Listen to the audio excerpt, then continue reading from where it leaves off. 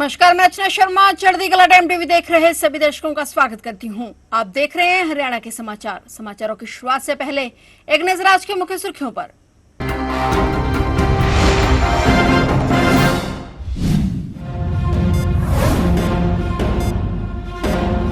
ऊर्जा मंत्री अनिल विज ने दिया किसानों के लिए सोलर हाउस का प्रस्ताव। केंद्रीय मंत्री मनोहर लाल ने ऊर्जा क्षेत्र से जुड़े विषयों पर की चर्चा। चंडीगढ़ में उत्तरी क्षेत्र के क्षेत्रीय ऊर्जा मंत्रियों का सम्मेलन। 90% से अधिक अंक लाने वाले बच्चों को दी जाएगी प्रोत्साहन राशि। विद्यार्थियों को बेहतर शैक्षणिक माहौल देने के लिए उठाए कदम। केंद्र और प्रदेश सरकार के सहयोग से हरियाणा विकास की ओर अग्रसर। हरियाणा के 5 जिलों में ऑन कॉल पहुंचेंगे स्पेशलिस्ट डॉक्टर। हेल्थ डिपार्टमेंट ने नो मोड फॉर्मूला किया लागू। पायलट प्रोजेक्ट से ग्रामीणों को होगा फायदा।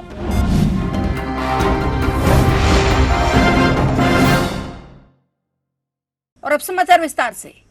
केंद्रीय मंत्री मनोहर लाल ने चंडीगढ़ में उत्तरी राज्यों केंद्र शासित प्रदेशों के साथ क्षेत्रीय विद्युत सम्मेलन की अध्यक्षता करने के बाद पत्रकार वार्ता के दौरान मीटिंग की जानकारी दी। केंद्रीय मंत्री मनोहर लाल खट्टर ने उल्लेख किया कि भारत की बिजली प्रणाली एक एकीकृत राष्ट्रीय ग्रिड के रूप में विकसित हुई है, जो एक राष्ट्रीय एक ग्रिड के दृष्टिकोण को पूरा करती है और देश में विकास को बढ़ावा देने के लिए भविष्य के लिए तैयार, आधुनिक और वित्तीय रूप से व्यावहारिक बिजली क्षेत्र के महत्व को रेखांकित करती है। उन्होंने 2047 तक विकसित भारत के लक्ष्य को प्राप्त करने में केंद्र और राज्य सरकारों के बीच निरंतर सहयोग और समन्वय के महत्व को रेखांकित किया।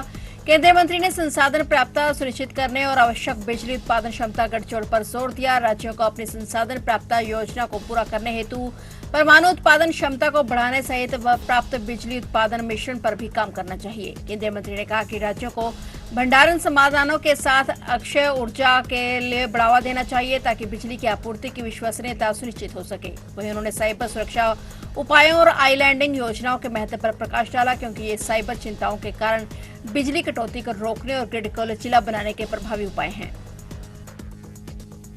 देश के प्रधानमंत्री जी ने जैसा एक कहा है कि देश को 2047 तक हमको विकसित भारत बनाना है, तो विकसित भारत बनाने के लिए हमारा जो पावर डिपार्टमेंट का नारा है कि power for all at all times, ये हमने सिद्ध करके दिखाना है कि कभी पावर की कमी नहीं आने देंगे। जो प्रदेश, जो देश पावर डेफिसिट होता था, आज पावर सरप्लस की ओर हम जा रहे हैं और पावर सरप्लस हम हो चुके हैं। उस हिसाब से हर प्रदेश की क्या क्या स्थितियां हैं, क्या क्या समस्याएं हैं, क्या क्या उनके सुझाव हैं, जनरेशन किस प्रकार से बढ़ाई जा सकती है, ट्रांसमिशन में क्या क्या काम और किया जा सकता है, डिस्कॉम में क्या क्या कठिनाइयां हैं, कुछ नए आयाम भी, उसकी खुल करके चर्चा होती है। लगभग 6 घंटे की इस मीटिंग में हर विषय की बारीकी से चर्चा हुई और मुख्य रूप से जिसके अंदर ये तय किया गया कि हम आने वाले 2025 अगस्त तक पहला विषय तय किया है कि जो प्रीपेड स्मार्ट मीटर्स हैं, सभी government offices, government employees, government colonies, इन सब में 31 अगस्त तक प्रीपेड मीटर लगा दिए जाएंगे ताकि पहले पेमेंट करो, जैसा हम टेलीफोन के विषय में करते हैं, बाद में आपको सेवा मिलेगी। इसको बाद में और भी समाज के बाकी कंज्यूमर के ऊपर भी लागू किया जाएगा। मुख्यमंत्री नायब सिंह सैनी ने कहा कि मेवात क्षेत्र में बच्चों के शिक्षा स्तर में सुधार लाने के उद्देश्य से अब 10वीं और 12वीं कक्षाओं में 90% से अधिक अंक लाने वाले सामान्य और अन्य वर्ग के विद्यार्थियों को 51,000 रुपए प्रति छात्र और अनुसूचित जाति वर्ग के विद्यार्थियों को 1,11,000 रुपए की प्रोत्साहन राशि को मुख्यमंत्री मेवात छात्र प्रतिभा सम्मान योजना के रूप में दिए जाएंगे। उन्होंने कहा कि विद्यार्थियों को बेहतर शैक्षणिक माहौल प्रदान करने के लिए भी विस्तार से योजनाबद्ध तरीके से कदम उठाए जाएंगे। मुख्यमंत्री नायब सिंह सैनी ने मेवात विकास बोर्ड की 31वीं बैठक की अध्यक्षता करते हुए मेवात क्षेत्र के विकास को लेकर अनेक कल्याणकारी योजनाओं पर मोहर लगाई। उन्होंने कहा कि आज मेवात क्षेत्र शिक्षा, स्वास्थ्य के साथ विकासात्मक स्वरूप में हर क्षेत्र में विकास के नए कीर्तिमान स्थापित कर रहा है। प्रधानमंत्री नरेंद्र मोदी द्वारा नूह जिले को आकांक्षी योजना में शामिल करते हुए क्षेत्र के विकास के लिए केंद्रीय सहयोग देने की सार्थक पहल की और 2018 में आकांक्षी जिला कार्यक्रम की शुरुआत हुई थी, जिसमें देश के 112 अपेक्षाकृत पिछड़े और दूर दराज के जिलों में नूह को शामिल किया गया था। तब नूह जिला 108वें स्थान पर था, किंतु केंद्र और प्रदेश सरकार द्वारा निरंतर मेवात क्षेत्र पर किए गए फोकस का परिणाम है कि आज के दिन नूह जिला आकांक्षी जिलों में 20वें पायदान पर है, जो कि क्षेत्र के विकासात्मक स्वरूप का साक्षात उदाहरण है। उन्होंने कहा कि मेवात क्षेत्र निरंतर प्रगति की ओर अग्रसर है।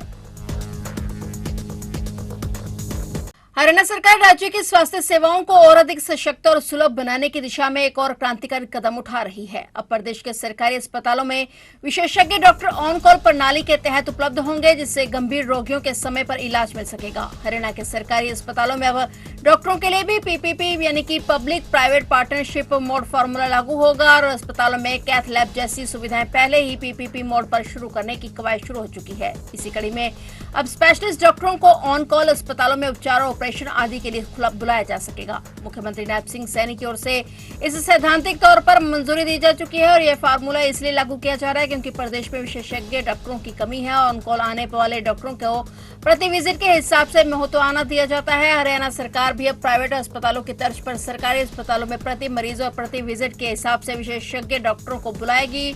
भिवानी के सीएमओ ने विशेषज्ञ डॉक्टरों को इस योजना के तहत सेवाएं देने के लिए आवेदन भी जारी कर दिया है। स्वास्थ्य मंत्री आरती सिंह राव ने इस योजना की पुष्टि की है।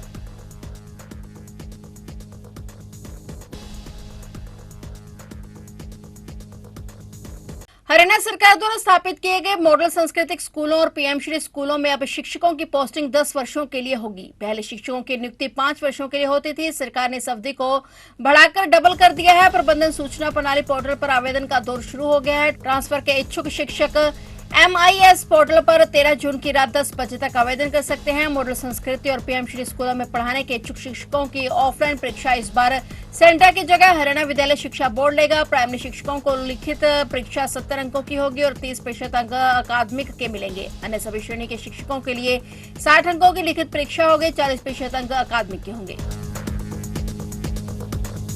हरियाणा के फतेहाबाद में 13 से 14 साल के बच्चों द्वारा एटीएम तोड़ने का प्रयास करने का मामला सामने आया है। बच्चों से जब एटीएम से पैसे नहीं निकले तो वे वहां से चले गए और इस दौरान मुंबई हेडक्वार्टर में अलार्म बजा। अलार्म बजने की सूचना पर स्थानीय पुलिस सक्रिय हुई, लेकिन जब तक पुलिस एटीएम पर पहुंची तो बच्चे वहां से जा चुके थे। वारदात में 3 बच्चे शामिल हैं और तीनों की उम्र 13 से 14 साल है। पुलिस को शक है कि ये तीनों बच्चे कूड़ा बीनने वाले हैं। घटना आज सुबह करीब 2 बजे की है और इसके बाद पुलिस की डायल 112 टीम मौके पर पहुंची और बाद में फिंगरप्रिंट एक्सपर्ट टीम बुलाई गई। टीम ने फिंगरप्रिंट लिए हैं। उसके बाद एटीएम रूम पुलिस ने लॉक कर दिया है और प्राप्त जानकारी के मुताबिक GT road bank of Baroda के एटीएम लगा है और आज सुबह करीब 2 बजे 3 बच्चे एटीएम रूम में घुसे और इन युवकों ने पेचकस आदि से एटीएम मशीन को तोड़ने का प्रयास किया। जिस समय यह घटना हुई उस समय एटीएम पर कोई गार्ड तैनात नहीं था। सायरन का शोर भी नहीं हुआ और इस कारण आसपास के अन्य एटीएम में तैनात सिक्योरिटी गार्ड्स को भी पता नहीं चल पाया। हालांकि मुंबई हेडक्वार्टर का अलार्म जरूर बजा, जिसके बाद पुलिस आई। तीनों बच्चों से जब रुपए नहीं निकले तो वे वहां से चले गए। थोड़ी देर बाद ही पुलिस मौके पर आई और मामले की जानकारी जुटाने का प्रयास किया। फिलहाल पुलिस